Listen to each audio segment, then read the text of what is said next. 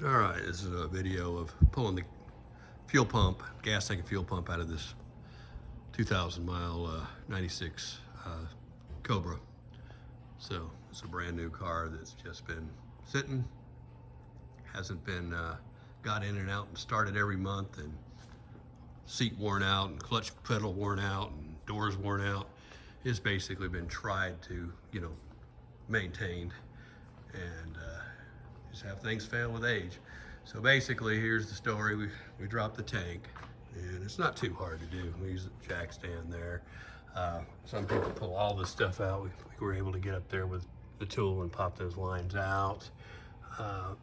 You have to get this kind of at least up top. I don't think we actually had to take it out as much as we did, but we did have to take it out some to get that to slide over, because that basically, you have to take this off the tank here. It bolts on the side of your tank, and then the whole thing slides out. That's the filler neck, obviously. But other than that, that was it. Of course, every gas tank job I do is 3/4 of a tank to full, and this one was no different. And the gas was still good in it, and inside the tank looked really good. So there's, you can see down in there, it's nice and clean. The gas was good non-ethanol fuel. And I think what really happened to this is this thing just deteriorated, the strainer. And so there's the pump. And so I put it on the test bench and tested it, didn't work. Then I beat the crap out of it. It still didn't work. Then I reverse polarity'd it, spun it backwards, and it spit out whatever was making it jam. So how about that? It'll actually work. But since this car is what it is, it's brand new, I'm getting a new one. And these are, I think the manufacturer for these factory was Walboro, and they're 255 liters per hour. So the Cobra pump is different than your 4-banger, 6-banger, and your GT. So it's a different pump in this car.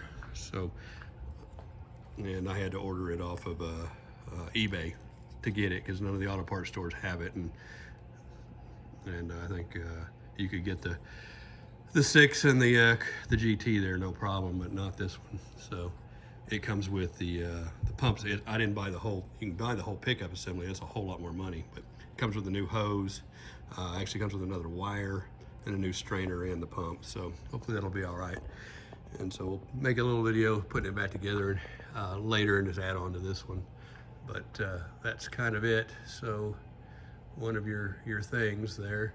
So that's an interesting thing, because I've seen pumps do that before, to where they don't work in the car, and then you beat them, and sometimes they'll start working, and usually that's a pretty flaky pump. But this particular one seems to be strong and solid. I think it just got something in it and jammed it up. And when I reverse polarity'd it and made the pump spin backwards, it spit out whatever it was, and it's run consistent ever since. But again, I'm just going to put a new one in it, so it's not worth it on it to just test it. If it was a $10 car, I'd probably just throw it back in there and say good luck, but it's too nice a car for that. So anyway, that's kind of it. I'll make the second video after we're done and put them all together as one. All right, we got the new fuel pump for the 96 32 valve Cobra right here. I've already installed it into the housing. Basically, it came in the box. I bought this on eBay, and remember, the Cobra uses a different fuel pump, so it's kind of hard to get the auto parts stores, so I ordered it online. And that's who I ordered it from, Quantum Fuel Systems. So that's where it's at right there. Now, pretty simple to put in. It's two 5mm nuts that come out here. Pull those out, and then your 1/4-inch hose clamps. It does come with new hose clamps, but I chose to use the old ones because these are no branded, and those are ideals. So I use those. Comes with a new hose too. That's the old hose there. So the old hose is actually a shaped hose, which I think is better. And ours was actually pretty good on this car. And the whole failure of this car, I think, was the strainer disintegrated and let stuff into the pump and seized it up. And like I said, if you watch the video other early segment, I reversed polarity this thing, and it actually works, but I just went ahead and put another one in it because no reason to risk it. So that's it. Just make sure you have those, make sure you have those, make sure you have those. Put those back in. It has it on each side. I don't think it matters which side you take off. You just need to take off one side to put it in there. It's not a big deal.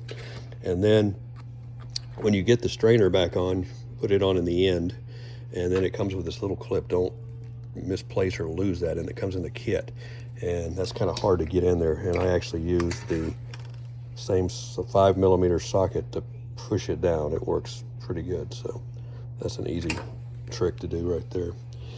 And then we'll put it back in the tank, which is over here, and go from there. So make sure you have your top ring on there and everything.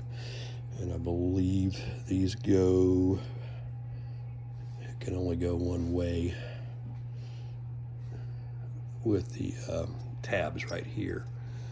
So you have to have those in the right place, and that looks about like the position it goes in right there. So, and it does have a baffle that's down in there that it sits in. So be careful when you put that in.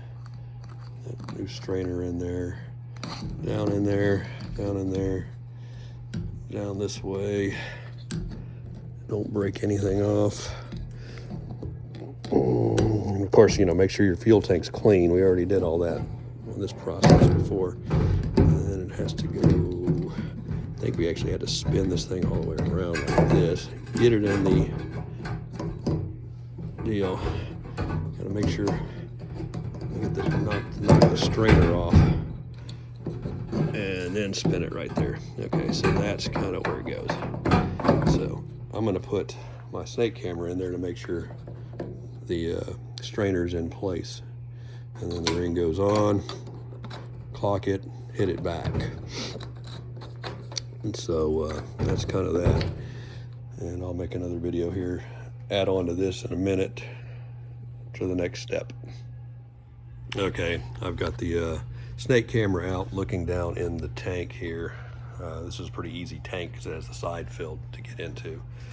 You can almost see down in there, but you can't without it. And so you can see there's the fuel strainer. I kind of made sure I didn't, you know, knock it off or misplace it back in and putting it in. Usually it doesn't happen, but this is just an easy test for us since we have this, to just look in there, make sure everything went back together where it should sit. It's down in that baffle. If you look back in here, you can see that baffle case right there that encases the fuel pump.